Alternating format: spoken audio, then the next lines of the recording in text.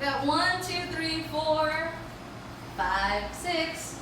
We got 7, 8, including the lovely cameraman. My name is Parcella Snovan, and this is my informative speech for communications. Alright. Okay.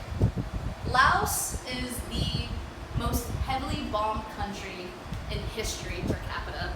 In history. It's an unfortunate claim to fame for Laos, but because of those bombings, a significant amount of unexploded ordnance were left in the country. And when I say ordnance, I mean any unexplosive weapon.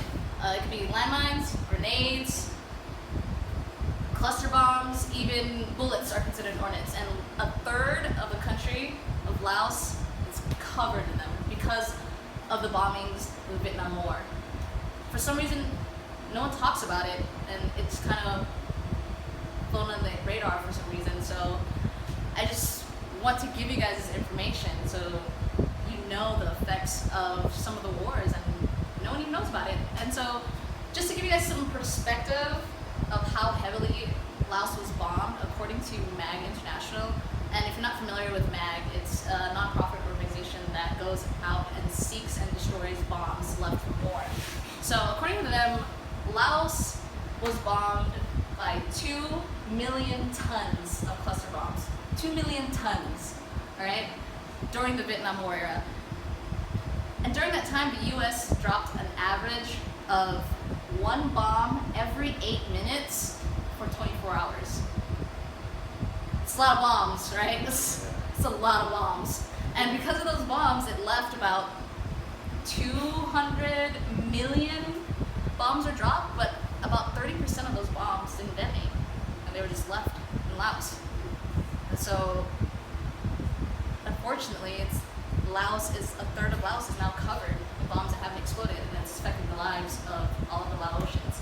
And so, 4 decades later, after the Vietnam War, a lot of the lives of people are still being affected by this. So you have about a quarter of the victims in Laos are young children.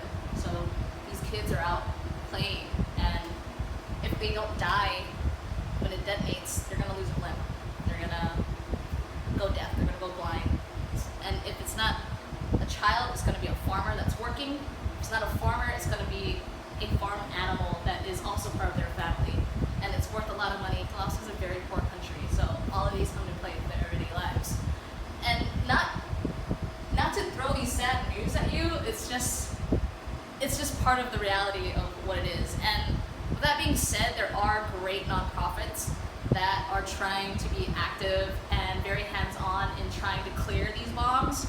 So you have MAG that I mentioned earlier, and those are the most hands-on guys. So they have 600 volunteers in Laos actually there finding bombs, clearing them, destroying them, and they provide hotlines for citizens to call, and if they think they have one, they try to go there within 24 hours, destroy them. And there is also a foundation called the Laos Rehabilitation Foundation, and what they focus on mainly is pretty much exactly what their name is. The victims of the unexploded ordnance, rehabilitate them, provide the amputees with implants or whatever it is they need, medical aid, shelter, whatever you can think of in Laos, they're trying to provide it for these people. And another organization that kind of doesn't get a lot of coverage because they're not as hands-on is something called the Legacy of Wars, and they are the behind-the-scene guys that are helping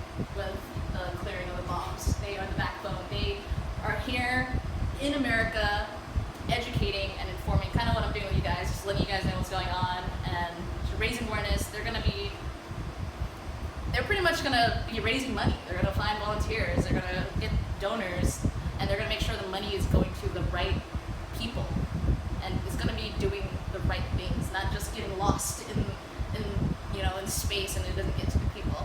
And on another note, the cherry on top of all these great foundations is most recently President Obama actually is probably the only sitting president that visited Laos since the Vietnam War, and when he was there, he promised $9 million. $9 million to the country of Laos in the span of 3 years to help clear these bombs. And I hope the information that I gave you guys